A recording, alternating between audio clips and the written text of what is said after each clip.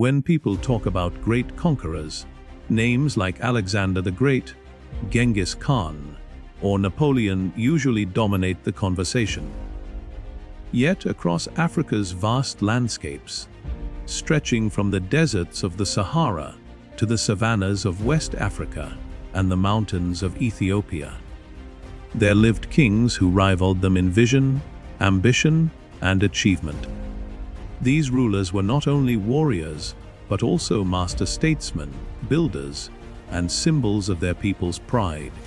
Their conquests did not just expand territory, they built legacies of culture, trade, religion, and identity that still echo centuries later. This is the story of Africa's greatest conqueror kings, leaders who rose from their homelands, forged empires, and left behind histories as dramatic as any told of Europe or Asia. The Nubian pharaohs, kings of Kush. Our journey begins in the Nile Valley, where the kingdom of Kush rose in ancient Nubia, south of Egypt. For centuries, Nubian kings traded, fought, and learned from their powerful Egyptian neighbors. But in the 8th century BCE, the tide shifted. The Kushite ruler Piye set out on a campaign that would shock the world. Marching north along the Nile, Piye defeated rival Egyptian rulers and crowned himself pharaoh of Egypt, establishing the 25th dynasty. For nearly a century, Nubian pharaohs ruled both Kush and Egypt, presenting themselves as restorers of tradition and builders of temples.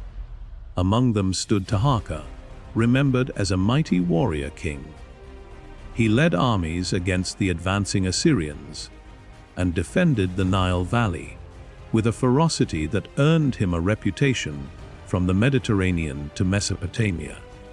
Though eventually driven back to Nubia, these kings proved that African conquerors could sit on the throne of one of history's most iconic civilizations. Ezana of Axums, conqueror of the highlands and beyond, moved forward to the highlands of Ethiopia, where the kingdom of Axum became one of the great powers of late antiquity. King Ezana, who ruled in the 4th century CE, expanded Axum's reach through military campaigns against neighboring peoples and kingdoms. His inscriptions describe victories over the Nubians and the Beja, securing control over trade routes and resources. Ezana's armies also projected power into South Arabia across the Red Sea, placing Axum at the heart of a trading empire that stretched into India. Ezana's legacy was not only in conquest, but also in culture. He adopted Christianity, making Axum one of the earliest Christian kingdoms in the world. His combination of military success and spiritual leadership ensured that Ethiopia remained a resilient power in Africa for centuries to come. Sundiata Keita, the Lion King of Mali. Few conqueror kings are as celebrated in African oral tradition as Sundiata Keita, founder of the Mali Empire in the 13th century. His story, immortalized in the epic of Sundiata, tells of a prince once crippled and exiled, who returned to unite the Mandi people and overthrow the powerful sorcerer, King Sumanguru Kante. Whether legend or fact, his campaigns forged one of the largest empires West Africa had ever seen. Sundiata's conquests extended Mali's control over the fertile lands along the Niger River and the lucrative goldfields of Bambok and Wangara. He established alliances, reorganized governance, and laid the foundations for an empire that would dominate trans-Saharan trade. His successors would bring Mali even greater fame, but it was Sundiata's vision and conquests that built the platform for greatness. Mansa Musa, expansion through wealth and power. Sundiata's descendant, Mansa Musa, is often remembered as the richest man in history, but behind the gold lies a conqueror's heart. In the early 14th century, Mansa Musa expanded Mali's frontiers far beyond what Sundiata had achieved. He brought the cities of Timbuktu and Gao into Mali's orbit, ensuring dominance over critical centers of trade and scholarship. Mansa Musa's empire stretched from the Atlantic coast deep into the Sahara and across the Niger Bend. His armies subdued rebellious chiefs and rival states, securing Mali as the preeminent power of West Africa. While his pilgrimage to Mecca is remembered for its dazzling display of wealth, it was his military conquests that sustained Mali's prosperity and influence. Sunni Ali, the ruthless lion of Songhai. If Mansa Musa symbolizes wealth, Sunni Ali of Songhai symbolizes raw military power. Ruling in the 15th century, Sunni Ali transformed a small kingdom centered at Jao into a vast empire that eclipsed Mali. He was a warrior king, constantly on campaign, and his reputation for ruthlessness struck fear across West Africa. Sunni Ali conquered Timbuktu in 1468, driving out Tuareg raiders and asserting control over the city's scholars and merchants. He followed with the conquest of Genene after a 7-year siege, securing the twin jewels of the Niger Bend. His navy of war canoes patrolled the Niger River, ensuring dominance of trade and communication. Though controversial, Muslim chroniclers accused him of persecuting scholars and mixing pagan practices with Islam. His conquests made Songhai the largest empire in West African history. Askia Muhammad, the administrator-conqueror. After Sunni Ali's death, his successor Askia Muhammad seized power and built on his predecessor's conquests. Where Sunni Ali ruled by force, Askia Muhammad combined military might with administration and religious legitimacy.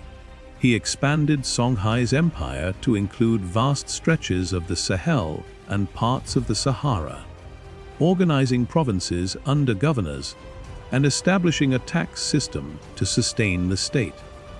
Askia's campaigns extended into Hausaland to the east and secured Songhai's dominance of the Niger corridor.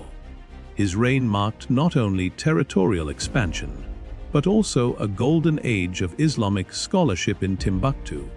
He demonstrated that conquest could be more than seizing land. It could be about building enduring structures of governance. Shaka Zulu, the innovator of warfare.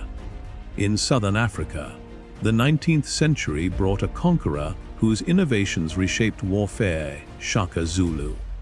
Though later than the medieval kings, Shaka's legacy as a conqueror cannot be ignored.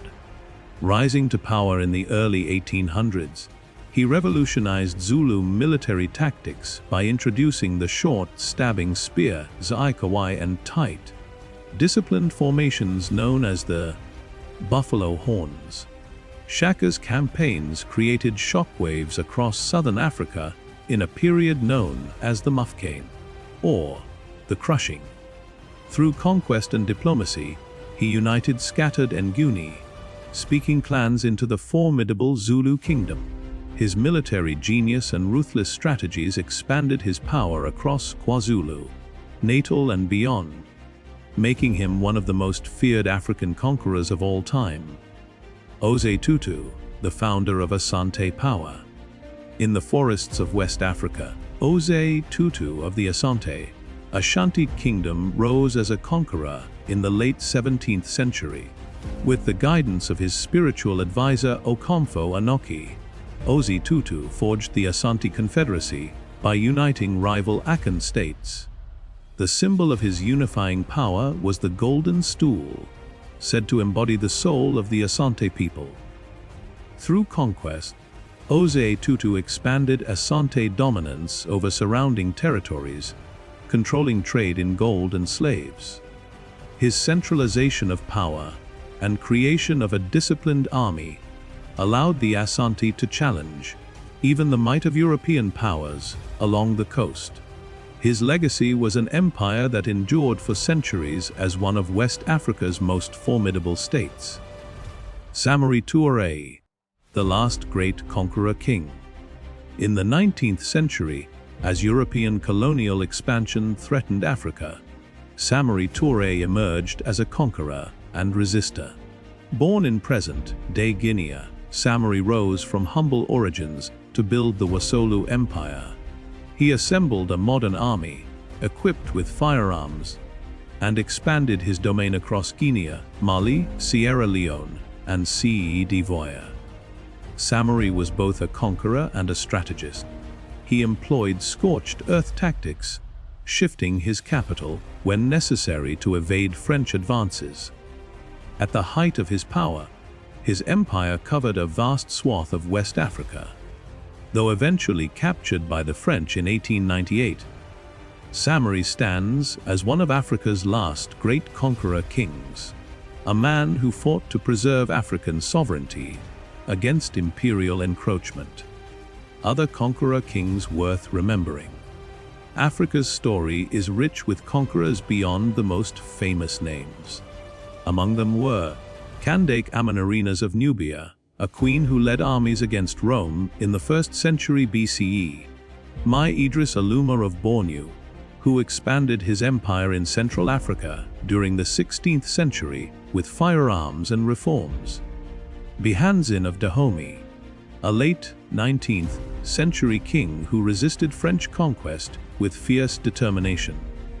Each of these leaders left an imprint on the political and military landscape of Africa, proving that the spirit of conquest was not bound by geography or era.